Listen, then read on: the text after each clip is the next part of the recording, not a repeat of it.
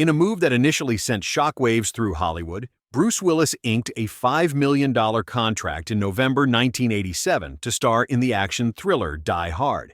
This substantial sum, at the time rivaling the salaries of established A-listers like Dustin Hoffman, Warren Beatty, and Robert Redford, raised eyebrows across the industry.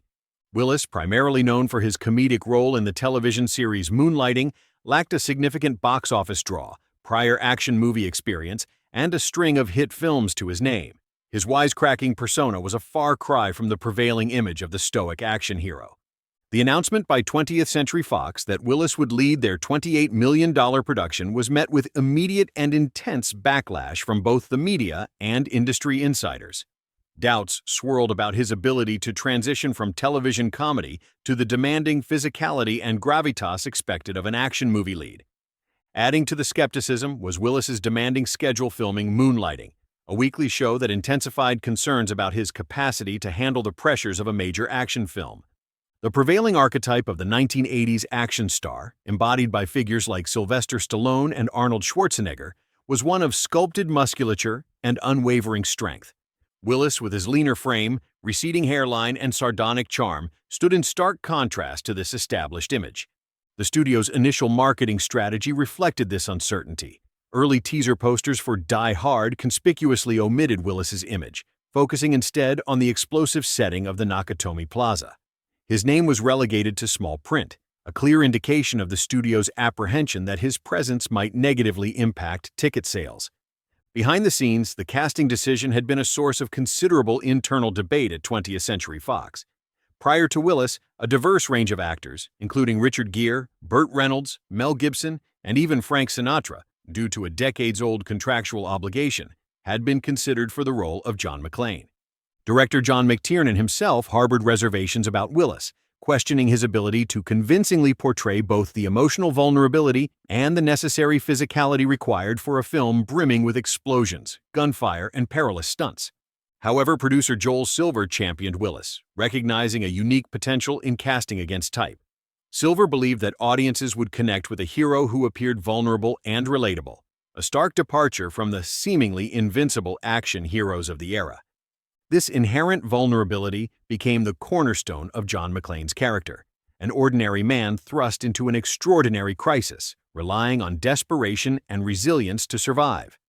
Willis embraced the role by eschewing the established action hero mold. His portrayal of John McClane was grounded, showcasing fear, pain, sarcasm, and a constant need for improvisation in the face of terror. The now iconic scene of McClane walking barefoot across shattered glass was not part of the original script, emerging from an on-set discussion between McTiernan and Willis about visually representing a man on the verge of breaking without losing his resolve. Willis reportedly committed fully to the stunts allowed by the insurance policy, often arriving on the Die Hard set after grueling overnight shoots for Moonlighting, a fatigue that subtly enhanced the weariness of his performance. Despite the on-set dedication, critical skepticism persisted until the film's premiere. Trade publications ran disparaging headlines about Willis's $5 million salary, and gossip columns quipped about potential financial explosions at Fox. Yet, when Die Hard opened on July 15, 1988, it defied expectations, earning an impressive $140,000 per screen in its opening weekend. Word of mouth spread, and audience numbers continued to climb.